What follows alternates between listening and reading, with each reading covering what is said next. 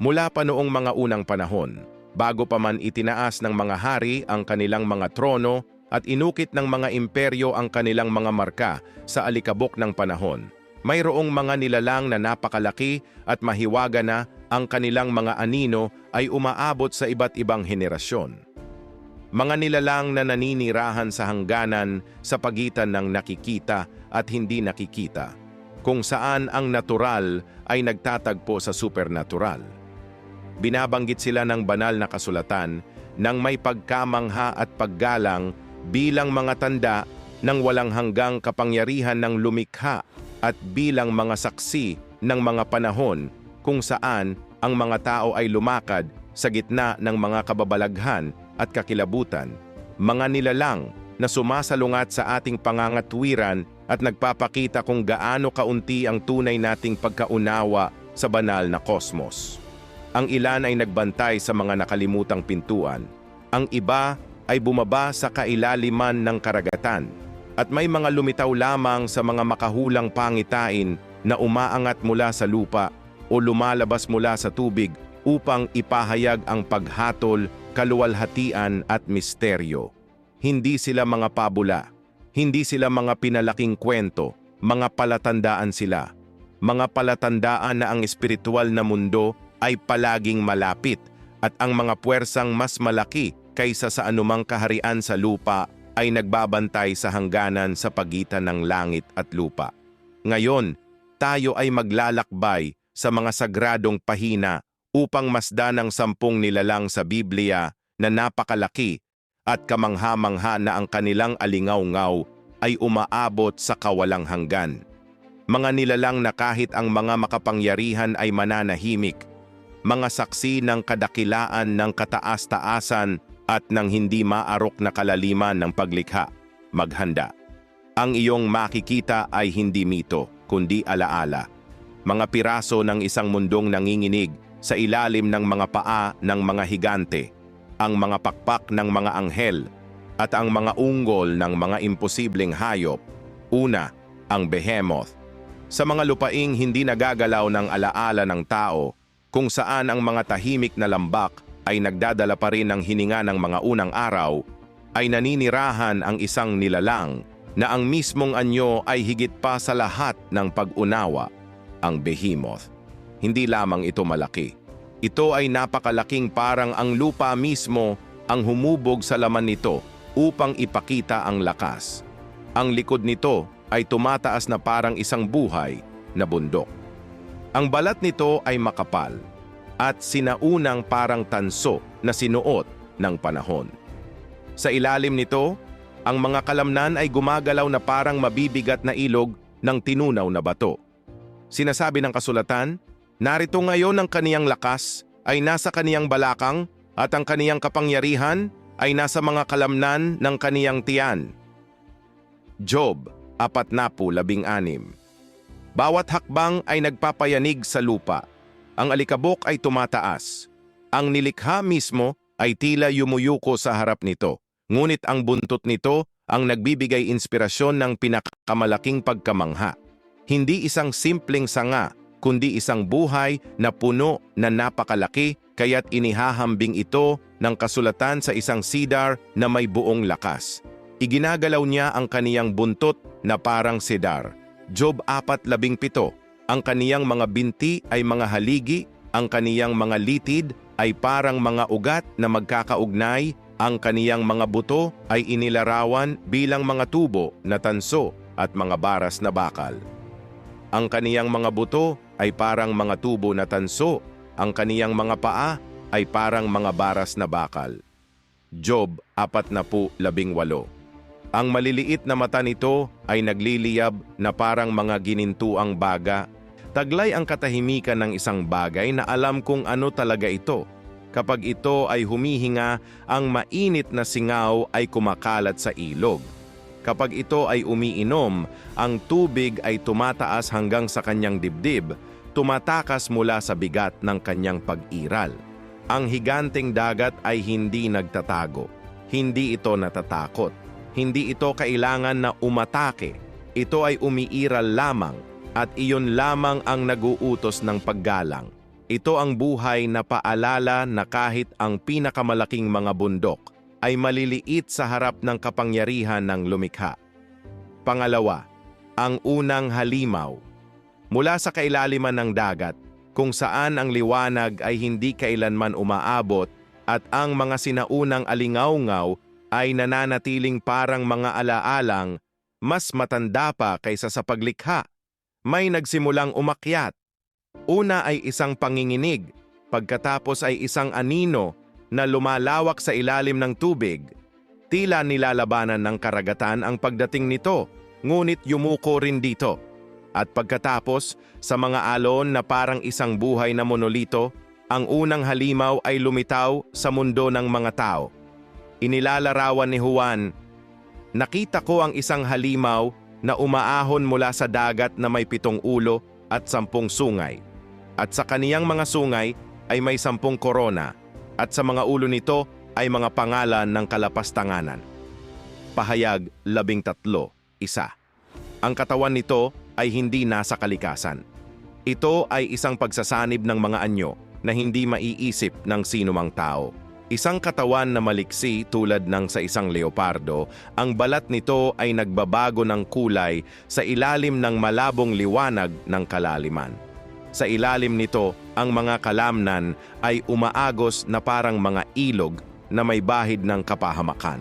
Ang mga paa nito, mabigat at malupit tulad ng sa isang oso, ay madaling dumurog sa mga bato. Bawat hakbang ay nagpapadala ng mga panginginig sa kalaliman. Ngunit nang iangat nito ang mga mata, ang tunay na takot ay nabunyag. 7 ulo ang nakahanay na parang mga buhay na korona. Bawat isa ay may kanya-kanyang personalidad. Ang isa ay matanda na, nabasag ng panahon, na may mga matang nagliliyab na parang walang hanggang baga. Ang isa pa ay bata at mabangis, na may mga nakalantad na pangil at itim na laway na tumutulo pababa. Ang isa pa ay may makinis, maitim, na parang ahas na balat na may mga pupil na manipis na parang mga talim. Ang bawat ulo ay humihinga ng magkakaiba, na parang bawat isa ay isang magkakahiwalay na nilalang na nakakulong sa loob ng isang napakalaking katawan. Lahat ay may mga pangalan ng kalapastanganan na nakaukit sa kanilang laman na parang nagbabagang mga sugat.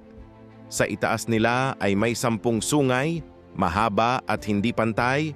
Bawat isa ay nakoronahan ng mga diadema na hindi nagpapakita ng liwanag. Sila ay mga koronang buhay na metal, pumipintig at humihinga na parang may sarili silang kagustuhan. At pagkatapos ay dumating ang bibig. Ang bibig nito ay parang bibig ng leon. Pahayag 13:2. Ang gitnang panga ay bumukas, na nagpapakita ng mga pangil na kasing laki ng mga istaka na bakal. Ang ungol nito ay hindi lamang umalingaw-ngaw, ito ay tumusok sa laman, dugo at espiritu. Parang naririnig ang 1,000 kuweba na gumuho ng sabay-sabay. Ang hininga nito ay mainit at siksik, puno ng bagyo at dugo. Mga patak ng laway ang nahulog sa dagat na nagsunog sa tubig na parang buhay na asido. Walang anumang bagay sa nilalang na iyon ang dapat sana ay gumana. Gayunpaman, gumana ito. Ito ay gumalaw ng may katumpakan, halos may kamahalan, tulad ng isang soberano na lubos na nakaalam sa ganap nitong kapangyarihan. Ang tubig ay dumausdos pababa sa mga tagiliran nito na parang ang mismong karagatan ay nagluluksa sa pagsilang nito. Ang unang halimaw ay hindi lamang nakita. Ito ay naramdaman. Ang hangin sa paligid nito ay pumipilipit. Ang mga alon ay yumuko sa harap nito. Ang mga hangin ay nagbago ng direksyon na parang mga lingkod sa harap ng isang sinaunang monarko. Sa gayon ito lumitaw, isang buhay na manifestasyon ng paghihimagsik na dumadaloy sa mga kaharian ng tao. Isang napakalaking simbolo ng kapangyarihang balang araw ay susubukang mamuno sa lahat ng mga bansa. Isang imposibleng katawan na sumusuporta sa 7 kamalayan, 10 sungay, 10 korona, bibig ng leon, at isang kapangyarihang walang wikang mailarawan ng tao nang walang panginginig. Pangatlo, ang pangalawang halimaw. Ang lupa ay tahimik nang ito ay lumitaw. Walang pagyanig, walang apoy, walang dakilang tanda. Ang pangalawang halimaw ay nagpakita sa halos maingat na paraan at sa mismong kahinahunan na iyon nakasalalay ang panganib nito. Hindi ito tumindi ng malakas tulad ng halimaw sa dagat. Sa halip, lumitaw ito mula sa lupa na parang naroon na ito noon pa man, nakatago, naghihintay sa kanyang sandali. Ang katawan nito ay matangkad at balingkinitan, ginagaya ang hugis ng isang kordero. Ang balat nito ay may malambot na kinang, halos malalangit, na kapagpapaalaala sa naliwanagang lana. Mula sa malayo, ito ay tila banayad, halos sagrado, ngunit ang mas malapitang pagtingin ay naglantad sa panlilinlang. Ang mga galaw nito ay masyadong likido, masyadong tumpak, na parang ginagaya ang kalikasan ng hindi tunay na kabilang dito. Dalawang sungay ang nakapalamuti sa ulo nito, maliit, kurbado, tila hindi nakakapinsala. Mukha silang garing, ngunit pumipintig na parang buhay na bagay.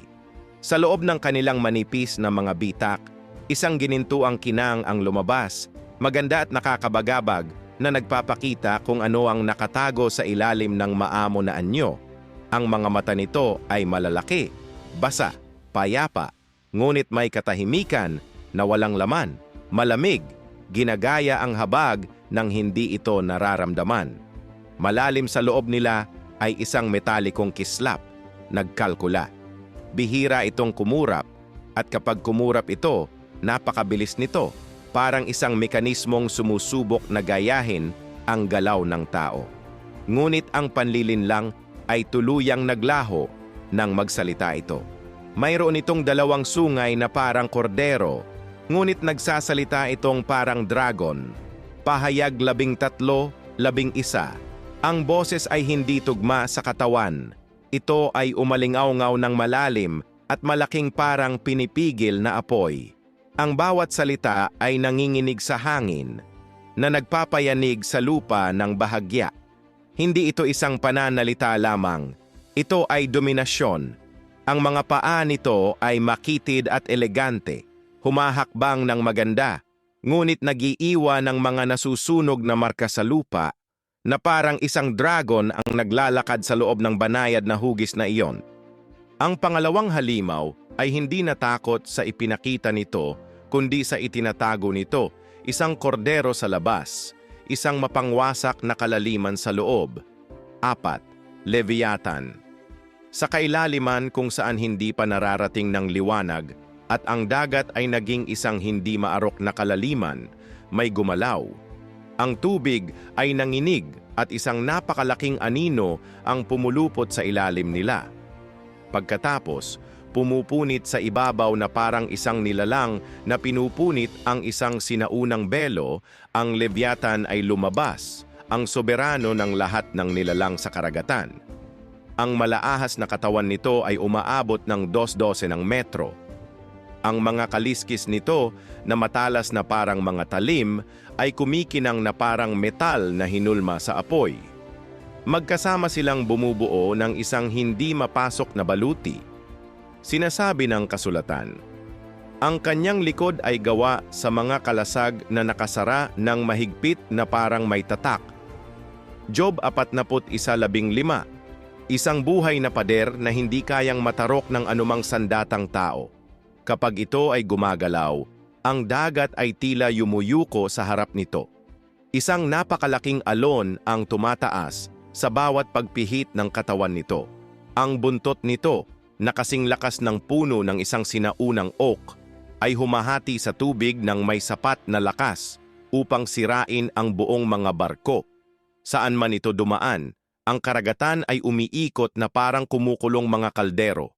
Ang ulo nito ay nakakatakot, malawak, napakalaki, na armado ng mga hanay ng mga kurbadong ngipin na parang espada. Mula sa bibig nito ay lumalabas ang mainit na singaw na nagpapanginig sa hangin. Inilarawan ni Job. Mula sa kanyang bibig ay lumalabas ang mga nagliliyab na sulo. Mga kislap ng apoy ang lumalabas. Job 41:11. Ang mga mata nito ay kumikinang na parang mga buhay na baga na tumatagos sa kadiliman ng kalaliman. Walang emosyon sa tingin nito, tanging ang malamig na kamalayan ng isang sukdulang mandaragit, hari ng isang kaharian kung saan hindi nabibilang ang sangkatauhan. Ang usok ay bumubuhos mula sa mga butas ng ilong nito na parang mula sa isang bundok ng bulkan. Ang hininga nito ay umalingaw-ngaw na parang kulog sa ilalim ng tubig na nagkakalat ng takot sa lahat ng bagay na naninirahan doon. Kapag ito ay umugong, ang dagat ay tumataas na may matatayog na pader na bumabagsak ng may mapaminsalang puwersa. Ang Leviathan ay hindi nagtatago. Ito ay namamahala. Walang nanghuhuli dito. Walang sumusuko dito. Ang salita ay nagpapahayag, sa lupa ay walang katulad niya. Job 41:33. Ang bakas na iniiwan nito ay isang puting peklat sa karagatan. Ang ilang mga sinaunang tao ay naniniwala na ang mga galaw nito ay pumipilipit sa katawan nito na parang magkakaugnay na mga ahas na nakapagpapaalaala sa mga halimaw na may maraming ulo sa mga awit. Ngunit higit sa lahat, ito ay simbolo, isang pagsalarawan ng kaguluhan, ng sinaunang puwersa, ng kalaliman bago ang paglikha. At kapag ito ay tumataas, ang mundo ay parang maliit. Dahil bago ito, nauunawaan ng tao na ang karagatan ay hindi lamang tubig. Ito ay tahanan ng mga nilalang na tanging ang Diyos lamang ang makakaharap. 5. Ang mga balang ng Apokalipsis. Nagdilim ang langit na parang ang liwanag mismo ay napunit. Isang makapal na usok ang pumailanglang mula sa bukas na kalaliman, tinatakpan ang araw at inilulubog ang lupa sa takip silim. Ngunit ang takot ay wala sa usok. Ito ay sa kung ano ang lumabas mula rito. Mga nilalang na hindi pa nakakalakad kasama ng mga tao, ang mga nakakatakot na balang ng Apokalipsis. Sumulong sila na parang isang buhay na hukbo, ngunit hindi sila katulad ng mga ordinaryong insekto. Ang kanilang mga katawan ay parang mga kabayong handa para sa labanan, malakas, nakataas, nababalutan ng mga plato ng kitin na kumikinang na parang baluti na bakal sa ilalim ng mahinang liwanag. Ang anyo ng mga balang ay parang mga kabayong handa para sa labanan. Pahayag 7. Sa kanilang mga ulo ay may parang mga koronang ginto, hindi metal, kundi organiko na pumipintig, na parang mga marka ng isang malupit na awtoridad na ipinagkaloob para sa paghatol. Ang kanilang mga mukha ay may mga katangiang pantao, malalaki, matalinong mga matang nagmamasid ng may malamig katumpakan. Ang kanilang mga ekspresyon ay walang nagpapakita ng galit, kundi hangarin lamang. Ang kakaibang bahid ng pagkatao na ito ay lalong nagpabagabag sa kanila, parang isang madilim na parodya ng disenyo ng lumikha. Gayunpaman, sa ilalim ng kanilang mga mukha ay mayroong isang malahayop na panga na may matutulis na ngipin na umuungol na parang isang pinigilan na mandaragit. Sila ay may buhok na parang buhok ng babae. Pahayag 8. Mahahaba at maitim na hibla ang umaalon sa kanilang mga ulo na nagbibigay sa kanila ng parang multo, halos parang mandirigma na anyo. Ang kanilang mga ngipin na parang mga ngipin ng leon ay kurbado, mga nakamamatay na sandata. Ang kanilang mga dibdib ay protektado ng mga baluti sa dibdib na parang bakal, at ang pagbangga ng kanilang mga hanay ay umalingaw-ngaw na parang metal sa digmaan. Ang kanilang mga pakpak ay kumakaway ng may lakas na yumanig sa hangin. Ang tunog ay parang kulog ng mga karwaheng sumusugod sa labanan. Ngunit ang buntot ang nagtatak sa kanilang layunin. Mahahabang dugtungan na nagtatapos sa tibo ng alakdan, ito ay kumikinang na parang makamandag na salamin. Sila ay may mga buntot na parang mga alakdan na may mga tibo. Pahayag 10.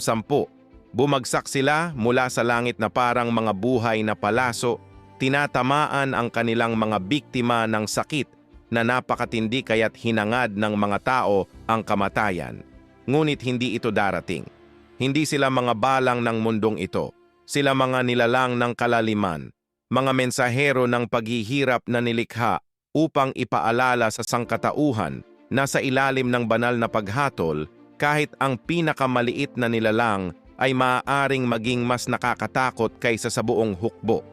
6. Ang mga kerubin. Nang itaas ni Ezekiel ang kanyang mga mata, hindi niya nakita ang mga banayad o parang bata na mga figura.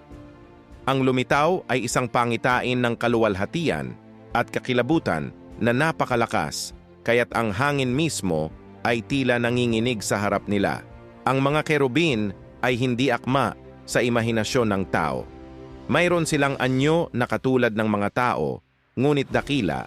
Ang kanilang balat ay kumikinang na parang pinainit na metal, lumilipat sa pagitan ng ginto, tanso at likidong apoy.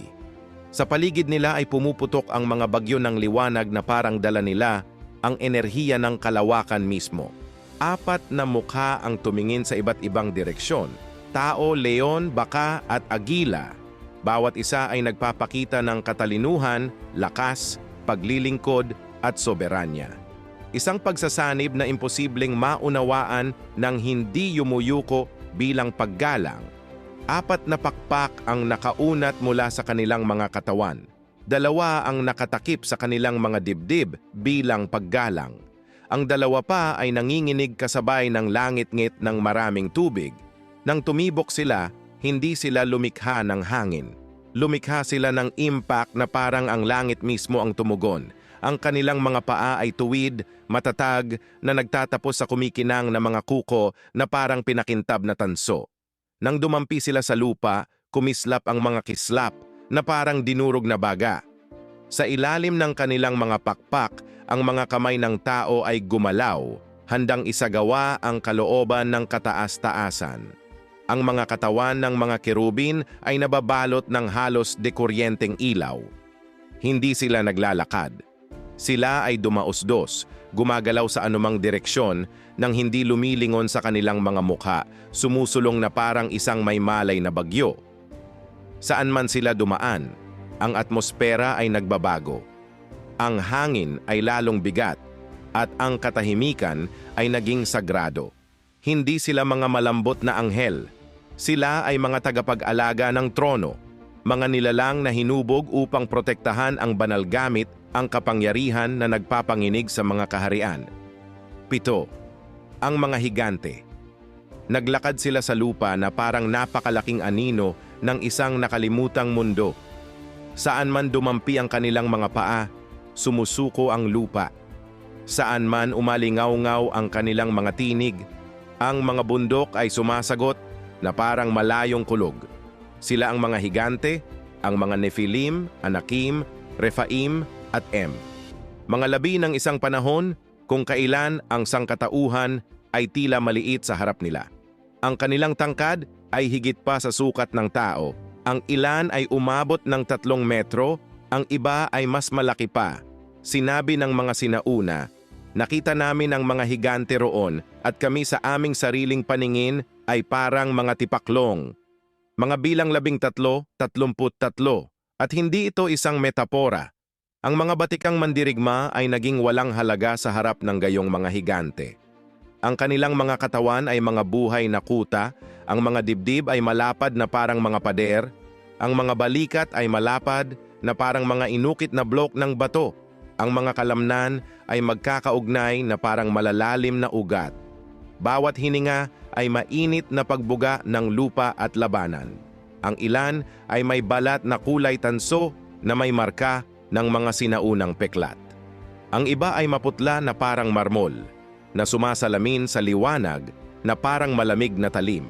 Ngunit lahat ay may parehong matinding liwanag sa kanilang mga mata.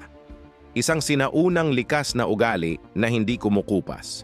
Si Haring Og ng Rephaim ay may hawak na kama na siyam na siko ang haba.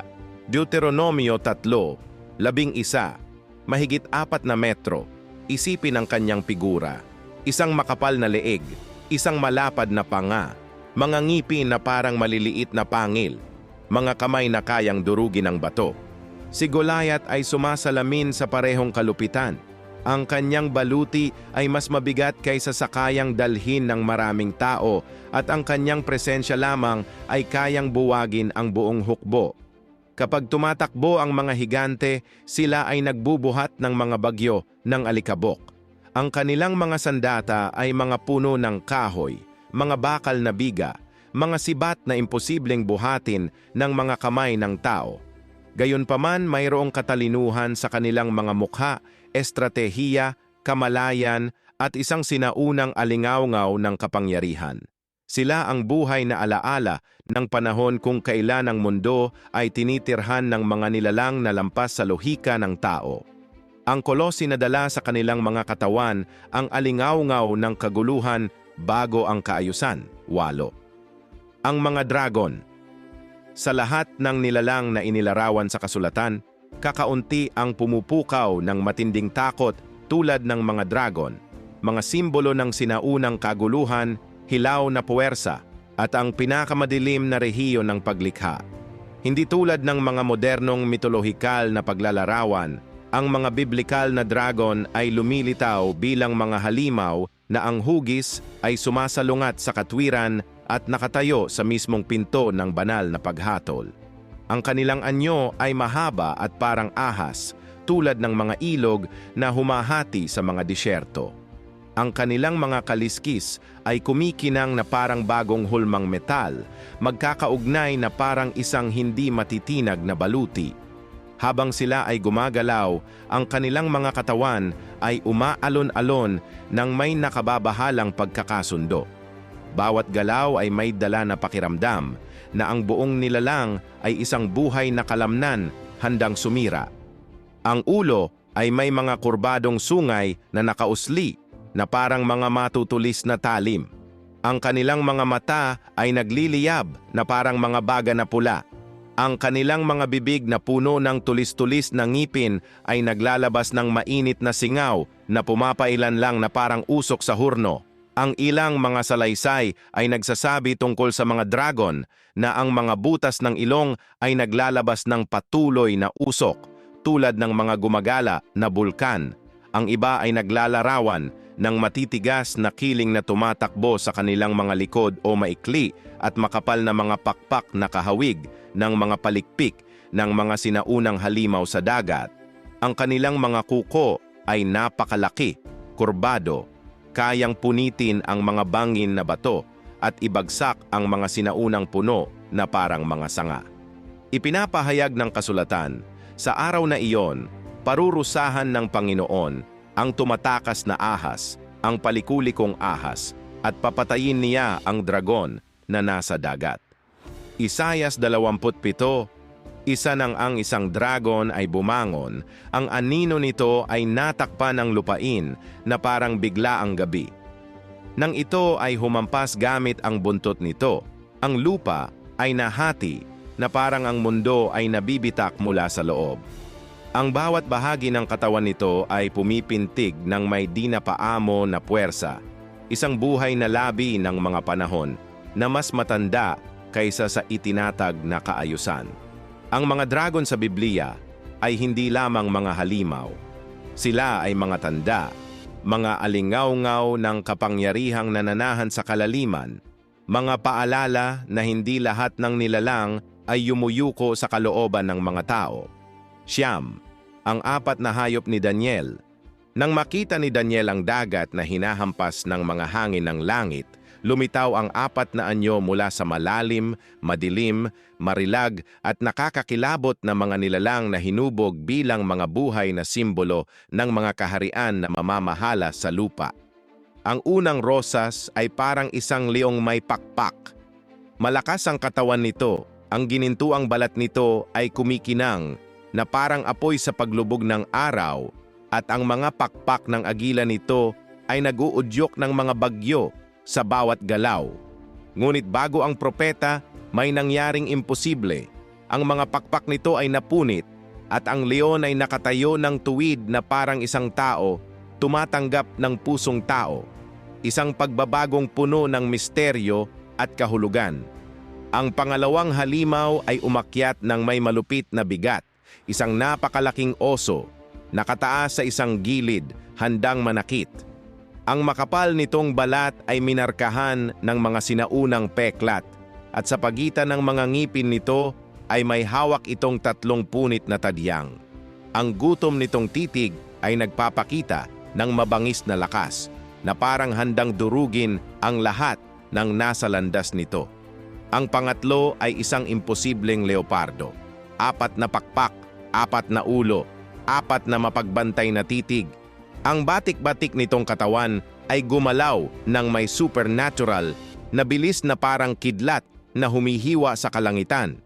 Ang mga pakpak nito ay nanginginig ng may nakamamatay na katumpakan at ang mga noo nito ay tumingin sa iba't ibang direksyon, handang manakop ng walang pahinga. Ngunit ang ika-4 na halimaw, walang maihahambing.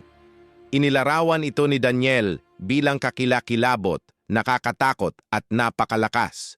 Ang katawan nito ay tila binuo ng metal na kadiliman, sinisip-sip ang lahat ng liwanag sa paligid nito. Dinurog ng mga ngiping bakal ang lahat. Ang mga kuko nito ay nagpira-piraso ng bato na parang alikabok. Sa ibabaw ng ulo nito, 10 sungay ang tumaas na parang mga buhay na talim na may nakakapangilabot na kapangyarihan. Ang ungol nito ay hindi malakas. Ito ay isang pagbangga. Ang pagsalakay nito ay nilamon ang pag-asa mismo at winasak ang anumang humahadlang sa kanyang daan. Ito ay isang buhay na monumento ng kaguluhan, isang puwersang hindi mapipigilan ng anumang kaharian sa lupa. Ang 4 na halimaw na ito ay hindi mga pangitain lamang. Ang mga ito ay mga babala, mga propetikong palatandaan na inukit sa buhay na laman na nagpapakita ng mga landas na tatahakin ng kasaysayan sa ilalim ng paningin ng makapangyarihan. 10. Ang mga vampira, mga nilalang na may mga ngiping espada. Sa mga madilim na imaheng napanatili sa banal na kasulatan, kakaunti ang kasing nakakabagabag ng mga nilalang na inilarawan ng may walang humpay na gutom at matatalas na ngipin na parang talim. Hindi sila mga modernong vampira, kundi mga nilalang na ang mismong pag-iral ay hinubog para sa paglasap. Inilalarawan sila ng mga kawikaan. May isang lahi na ang mga ngipin ay mga espada at ang mga ngipin sa panga ay mga kutsilyo. Mga kawikaan 30, 14. Ang pangitain ay matingkad, mga nilalang na humanoid na baluktot ng lampas sa natural. Ang kanilang mga mukha ay pahaba, minarkahan ng mga nakausling buto. Ang kanilang maputlang balat ay tila naunat at manipis, palaging nasa bingit ng pagluha. Ang kanilang mga hungkag na mata ay nagmamasid ng may pinaghalong mandaragit na pagnanasa at paghamak. Ito ay isang mukha ng tao na walang pagkatao. Ang kanilang mga ngipin ang pinakanakakakilabot na katangian. Mahahaba at natural na talim na kumikinang na parang pinakintab na bakal na may ngipin upang hiwain ang laman at buto. Kapag ibinuka nila ang kanilang mga bibig, makikita ang mga hanay ng mga ngipin na nagbabanggaan ng tuyong mekanikal na tunog na parang mga gear ng isang mandaragit na idinisenyo para sa pagkawasak. Manipis ang kanilang mga kamay na may mahahabang daliri na nagtatapos sa itim at kurbadong mga kuko na kahawig ng maliliit na kuko. Payat ang kanilang mga katawan, halos kalansay. Gayunpaman gumagalaw sila ng may malupit na bilis, palaging nakayuko, palaging nagmamasid, parang mga gutom na hayop na nagbabantay sa mga anino. Ang ilang paglalarawan ay nagpapahiwatig na ang kanilang hininga ay nagdadala ng amoy ng sinaunang dugo, na parang nakaligtas sila sa mismong kamatayang naidulot nito. Ang kanilang mga damit ay punit, kumakapit na parang mga basahan na basang-basa ng amoy ng pagkawasak. Kapag nakahanap sila ng biktima, dahan-dahan nilang ikiling ang kanilang ulo, tulad ng isang halimaw na kinakalkula ang sandali ng pag-atake. Pagkatapos ay sumusugod sila ng napakabilis, kumikislap ang mga ngipin na parang mga espada sa dilim. Ang mga nilalang na ito ay kumakatawan sa isang sangkatauhang tiwali, nilamon ng kasamaang niyakap nito. Hindi sila mga alamat, sila ay mga babala. Mga figura na nagpapakita kung ano ang kahihinatnan ng tao kapag tinalikuran niya ang liwanag at lumakad patungo sa kalaliman. Kaya sa mga sinaunang halimaw, mga kolosi at mga nilalang na lampas sa pangunawa ng tao, nakikita natin na ang bawat anyong inihayag sa banal na kasulatan ay may layunin upang ipaalala sa atin ang kadakilaan ng lumikha at ang kahinaan ng tao. Wala sa mga ito ang mito. Ito ay mga palatandaan na natitira sa kasaysayan upang hindi natin kailanman malimutan na ang nakikitang mundo ay isang piraso lamang ng paglikha. At hanggat may mga matang nakakakita at mga taingang nakaririnig, ang mga kwentong ito ay patuloy na aalingaw-ngaw sa paglipas ng mga panahon na nagpapahayag na walang imposible para sa kataas-taasan. Hanggang sa muling pagkikita,